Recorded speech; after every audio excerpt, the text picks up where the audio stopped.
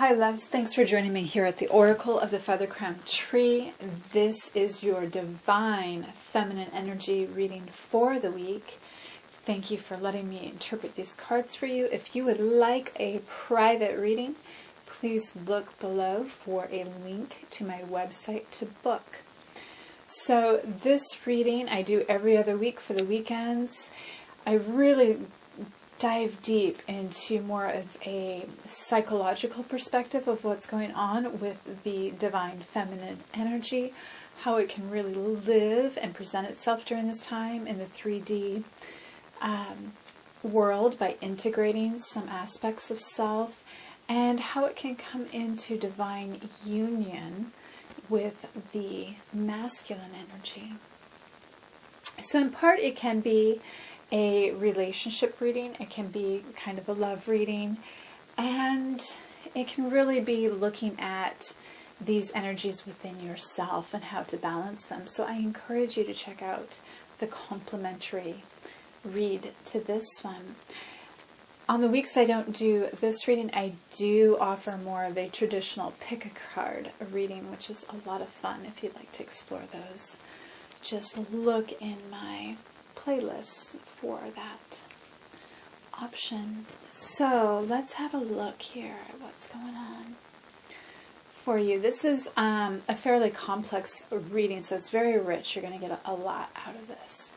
Our first row is going to deal with the subconscious. We're going to take a look at your higher self, superconscious energies here. And then this will talk about how we can integrate. And then we'll get to that crowning card that's really about coming into union with the divine masculine. So the first card here is signifying what's up in that realm of your DNA programming, this ancient history that is part of your family's legacy, your ancestral roots.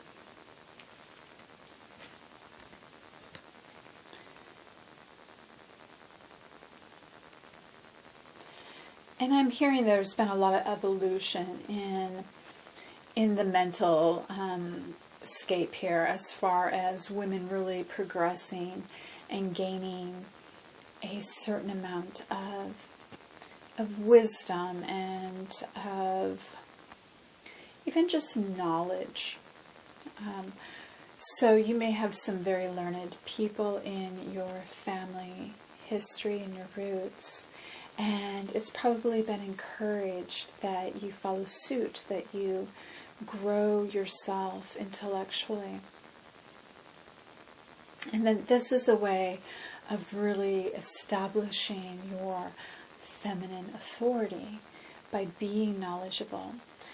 In a way, it's as if you've been asked to take on some very masculine aspects of yourself and subsume them under the feminine when they're really just masculine.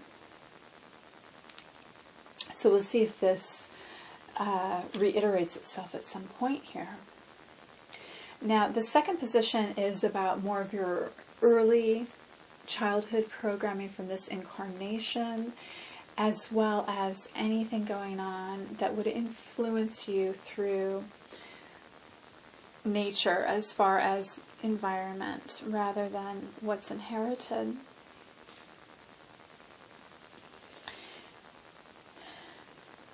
Again, we're getting a nod to knowledge, and this is more about secret knowledge, the feminine knowledge, how it's been in a way kind of kept under,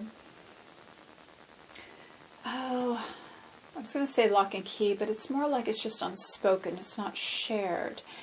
It's present, but it's never really illuminated. It's got an element of mystery about it. So I'm hearing this call to sort of switch from what has been an intellectual pursuit of knowledge, of facts, of information, to what is really going on in the tomes of history for you and for females concerning the feminine energy, what has been mystified and what has been made secret, and it's not necessarily okay to speak about.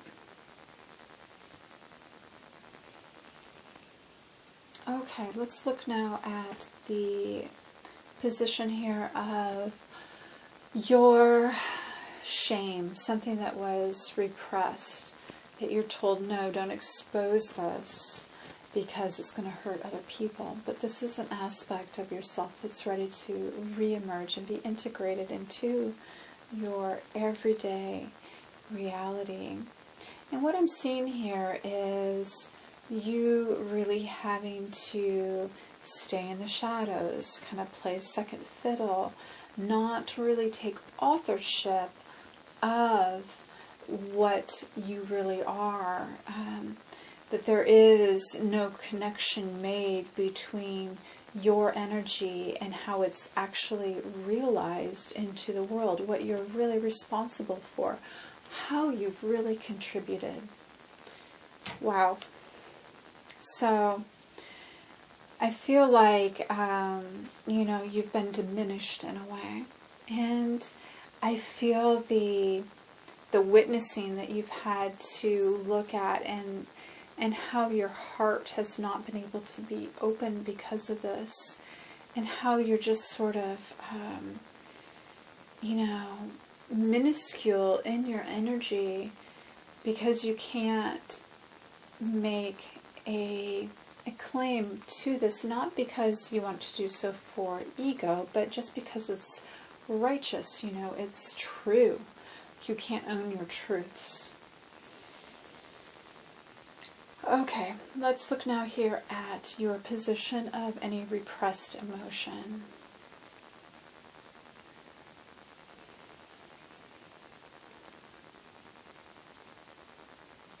I'm hearing like diamond clarity and wisdom again, mixed with this clarity, that in a way, because this is coming up in the position of repression, like you've had to kind of keep this down, and its illuminated parts are kind of hidden, and they're even more subdued, and there's just a faintness of it that's maybe starting to come through. So there's something here going on with your ability to author and articulate and have a presence and be responsible for that presence, as far as, giving the rightful ownership of it.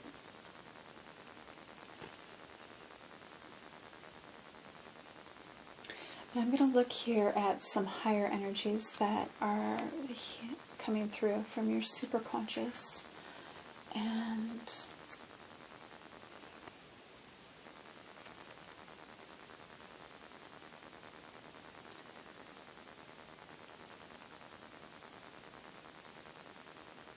I'm just hearing reclaim what's been stolen, reclaim what's been stolen.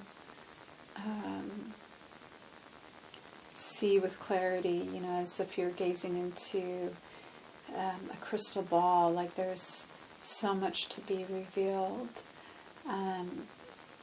that you can defend yourself, you have authority, and you can represent love and insight at the same time, that this is okay.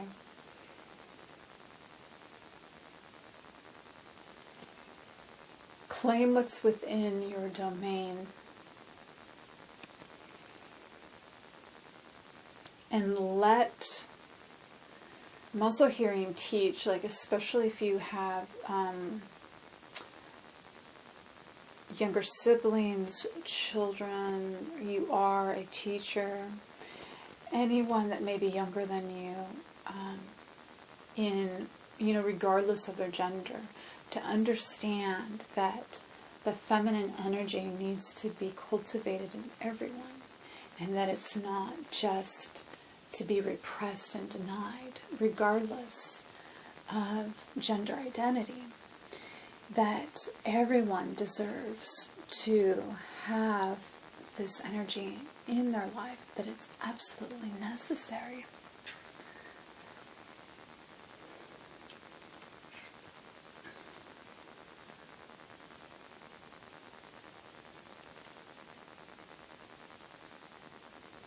And this may feel like heavy and difficult for you to move through. You know, it's like a dancer that wants to dance, but they're just low on energy. They feel lethargic. Maybe they have too much like physical weight, which would be linked to other things perhaps, till it manifested physically, that are preventing them. So there's a heaviness basically about this that needs to be addressed.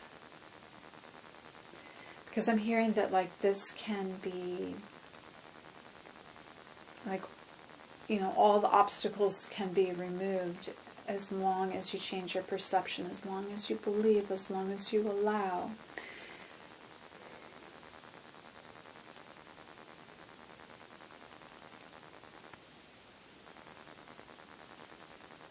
Again, like for all genders. And let's see how these may be integrating here. So this position is about the energy coming through these two aspects of self, these other dimensions. And yes, it's saying about that need to have a healthy restoration of the feminine, that element of flow, that element of beauty, the element of sensuality, of nurturance. Just the feminine presence is very, very much needed. And it's not always about knowing exactly where you're going or exactly what's to be expected, but allowing for some mystery, allowing for some adventure, trusting in the process, rather than over-controlling and directing and premeditating everything.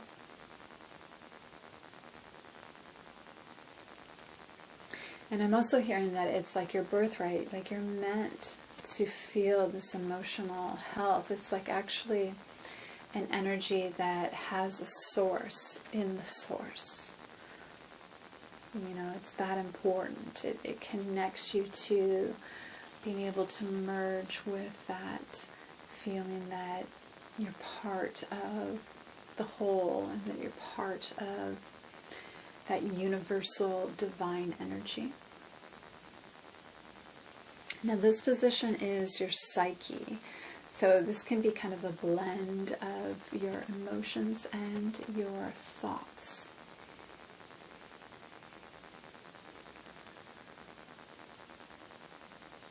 Yeah. And here we have the presence coming through, you know, the acknowledgement, the crowning of this energy, the emergence of this energy, it's all coming through. And it's almost too much to fathom. It's almost too much to be good, too good to be true. It makes life sweet. It makes life bearable. It makes life joyful. And, you know, it takes this, and even if this is existing, it can coexist with this. That's the point of it.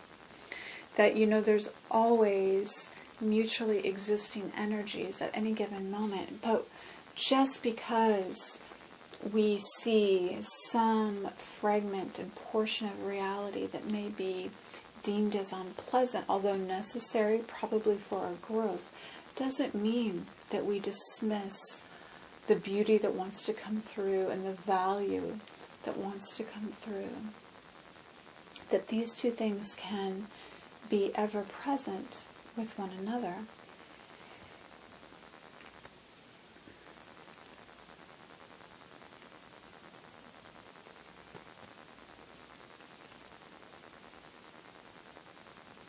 Right.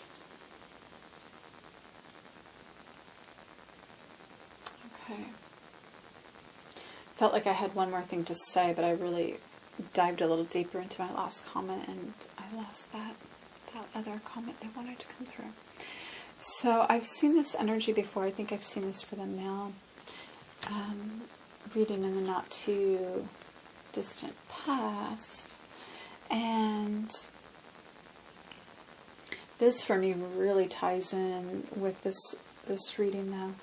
You know, it's this ability to transform your reality with this bit of feminine magic, with this otherworldliness, with this exuberance that, again, it's like coexisting, like two worlds in one.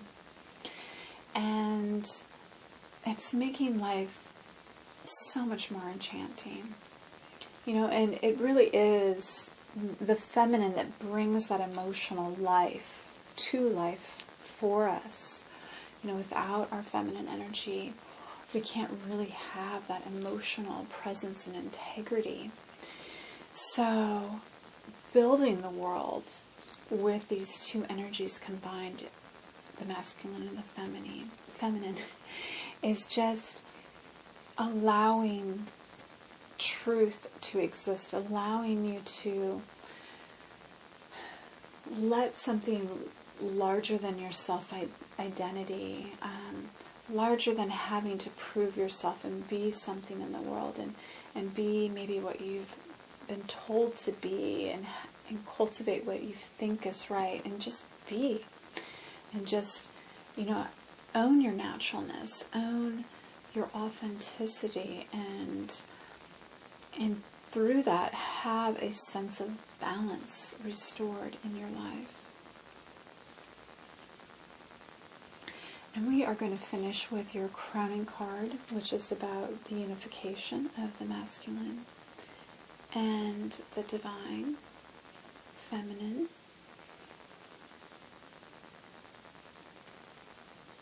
You know, we've got two Ganeshas in a way here appearing. This is like, you know, obstacles. And I feel like what we're seeing here, especially since this is appearing behind the representation of the masculine, is that there is this willingness to let go of any blocks, perhaps created through this masculine energy. Maybe being over-intellectualized about things and not bringing an emotional perspective in, or more of a creative and receptive perspective. And I feel like in part some of this is getting released because the masculine is being healed alongside of the feminine. And with that, there's a greater acceptance of seeing the feminine for who they are, instead of them just trying to perform the masculine. To be able to have both people come into more balance with both of these energies is what I'm getting. I feel like there is some ancient knowledge that maybe has been triggered by one of the parties, maybe both, but just, if not, a understanding, a slightly illuminated feeling that we need to go back to what was respected by the ancients, what was understood, what was sacred about how we interrelate. And we really need to get rid of the blocks that we've created, and it feels really good. And I've also seen a lot of emphasis on emotion come through the chakra readings I've done for the week, and the moon readings. So this may be a week where we're really starting to get more enlightenment in this area. And also in love, you know, like really understanding the emotions through the heart, you know, not intellectualizing them, but feeling them. Because we want a more loving environment. This is what we are part of. This is what we're integrated with. And we want to feel the love around us. We want to be in a womb of love. We want to be of the love. We want people that we're interacting with to be loving.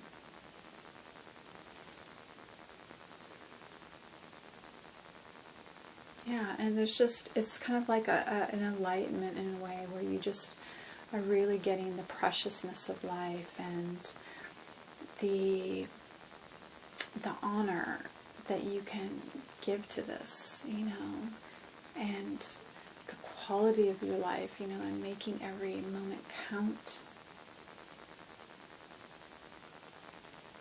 And even here, you know, I'm not seeing the feminine acknowledging the masculine for their intellectual capability.